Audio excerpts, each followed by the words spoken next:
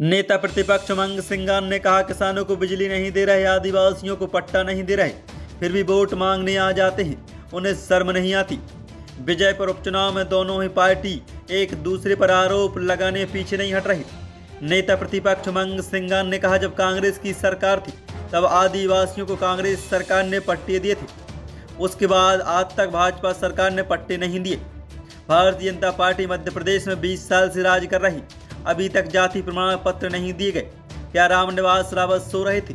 अभी तक यह सरकार सो रही थी? यह वोट मांगने आते हैं और उनके अधिकारों की बात नहीं करते और चुनाव में 10 बातें करते हो आप।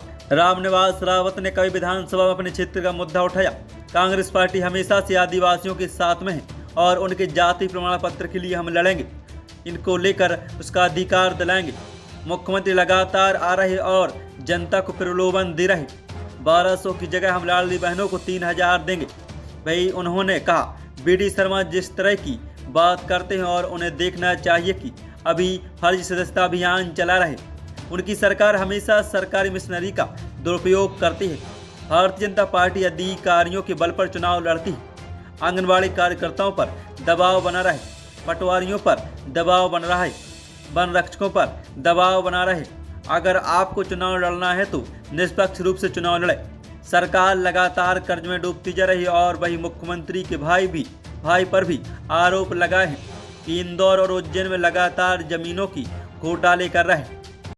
पक्का करें।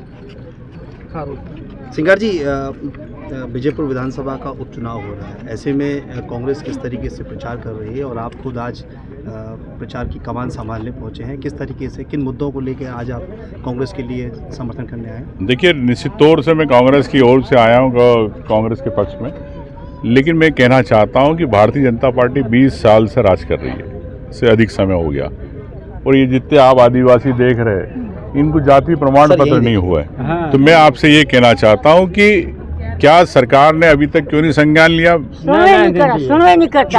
1984 से ये लोग यहाँ रह रहे हैं और इनको अगर जो अधिकार दिए है संविधान में, अगर जाति प्रमाण पत्र बनना चाहिए, आज बेचारे आदिवासियों के जाति प्रमाण पत्र नहीं बना, तो सरकार सो रही थी क्या? रामनिवास रावत जी सो रहे थे यहाँ पे? इनसे वोट मांगने आते हैं, लेकिन इनके कभी अधिकार की बात नहीं करी। विधानसभा में 10 बातें करते हो आप, लेकिन इनके लिए कभी आपने विधानसभा में बात करी? नहीं करी।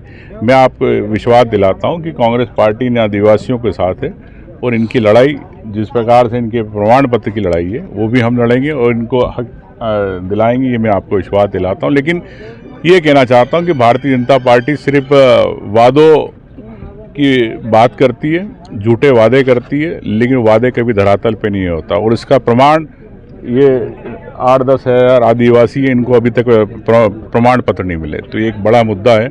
और ऐसे कई मुद्दे हैं। जो किसान की बात करना चाहूँगा, किसानों को खाद नहीं मिल रही, 24 घंटे बिजली नहीं मिल पा रही। मुख्यमंत्री आ रहे, प्रलोभन दे रहे कि 1200 रुपये के हम 3000 देंगे, लेकिन 1200 रुपये भी इन बहनों को नहीं मिल पा रहे। कई बहन इसके अंदर है जिनको 1200 रुपये नहीं मिल पा रहे।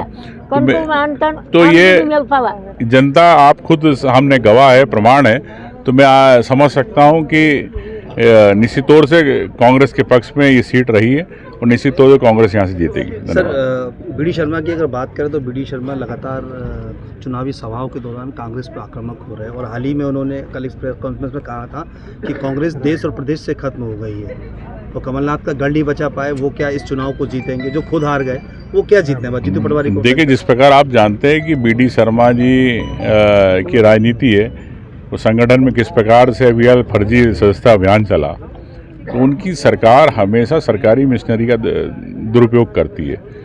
तो खुद चुनाव लड़ने आए ये लोग, भारतीय जनता पार्टी सरकार के अधिकारियों के बल पे चुनाव लड़ना चाहते हैं। उन आंगनबाड़ी कार्यकर्ताओं पर दबाव बना रहे हैं, उन वन रक्षकों पर दबाव बना रहे हैं, उन पटवारियों पर दबाव बना रहे हैं, उन मंत्रियों पर दबाव बना रहे हैं। अरे आपको अगर करना है तो निष्पक्ष रूप से काम कीजिए, विकास के नाम पर चुनाव होना चाहिए। बीडी शर्मा जी को मैं यही सलाह देना चाहूँगा कि अपनी गिराबान जाके भारतीय जनता पार्टी किस प्रकार से कर्जों में डूबी जा रही है, सरकार कर्जों में डूबी जा रही है, तो इस पर आप क्या करा बताएं? भारतीय जनता पार्टी विकास कहाँ है? अगर आप कहते हैं कि किसान यहाँ पे सक्षम हुआ, तो किसानी कितनी आई हुई, फिर बताएं। तो ये आज उज्ज्वला योजना है, आज गैस की टंकी की बात करूँगा, इनके घरों में गैस की टंकियाँ नहीं होगी, है गैस की टंकी तुम्हारे यहाँ नहीं है, तो ये इनकी योजना है, इन्होंने सपने दिखाए, कांग्रेस पार्टी नहीं दिखाए, कांग्रेस जो कहती है वो करती है, मैं यही कहना चाहता हूँ। धन्यवाद। सर मुख्यमंत्री जी कह रहे हैं कि कांग्रेस डाकुओं के दम पर चुनाव लड़ती हुई आई है। अब देखिए, अब मुख्यमंत्री जी डाकुओं की बात करते हैं, वो किस प्रकार से ज़मीनों के घोटाले उज्जैन में हो रहे हैं, इंदौर में हो रहे हैं, तो मुख्यमंत्री जी क्या कर रहे हैं? अगर वहाँ पे धारा 16 के अंदर, धारा 23 के अंदर अगर ज़मीनों के आदान प्रदान हो रहा है तो कौन कर रहा है? इनका भाई बैठा है ना, इनके भाई ने वहाँ फर्जी केपे के वहाँ पर ऑफिस खोला, उज्जैन से आके ऑफिस खोलने वाले मोहन यादव के भाई, तो क्या कर रहे हैं इंदौर के अंदर ज़मीनों के, क्या कर रहे हैं बताए मुख्यमंत्री? बीजेपी सांसद नक्सलवाद, आतंकवाद, चोर, बीजेपी सांसद लुटेरे। बीजेपी सांसद ने कहा है कि कांग्रेस का प्रत्याशी आतंकवादी नक्सलवादी है, तो वहीं बीजेपी के पूर्व विधायक ने कहा कि लुटेरा, बैंक लुटेरा है। देखिए, मैं यही कहना चाहूँगा कि बीजेपी सत्ता के नशे में चकनाचूर हो रही है और इन्हें अभी पता नहीं कि जनता जब इन्हें बाहर करती है तो कैसे, जब 400 पार की बात कर रहे थे तो कैसे ये 200 के करीब टिके ये लोग आके, आप समझ सकते हो कि इनकी सीटें बहुमत के बाहर रही, तो इनका ज़रूरत से ज़्यादा मतलब कॉन्फिडेंस में रहना इनके लिए नुकसानदायक, कार्रवाई वगैरह करेंगे। और निश्चित तौर से हमारे जो प्रत्याशी है, जो सरल स्वभाव के आदिवासियों की लड़ाई लड़ते हैं, अगर कोई आदिवासियों की लड़ाई लड़ता है तो अगर उसको नक्सलवाद कह रहे तो ये आदिवासी समाज का अपमान है।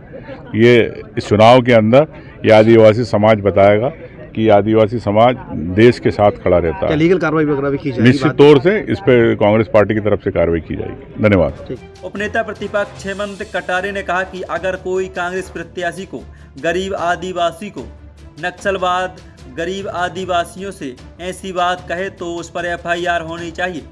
भाई, हमारे मुकेश मल्होत्रा जब निर्दलीय चुनाव लड़े थे तब 45,000 वोट आए थे, तो यह सभी वोटर क्या नक्सलवादी और आतंकवादी हैं? मैं पूछना चाहता हूँ बीजेपी के नेताओं से। वो फुसकी बम है क्या?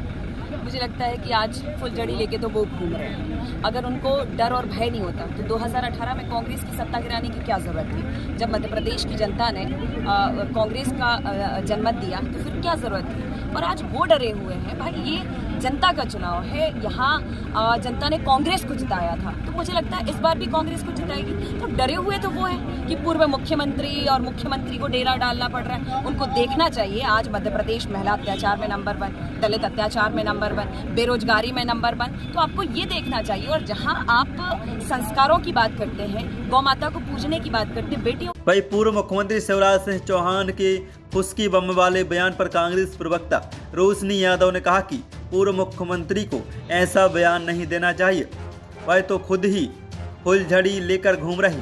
अगर उनको डर और वही नहीं लगता तो 2018 में कांग्रेस की सरकार गिराने की क्या जरूरत थी? और आज वह डरे हुए हैं। यही कारण है कि पूर्व मुख्यमंत्री और मुख्यमंत्री को विजयपुर में डेरा डालना पड़ रहा।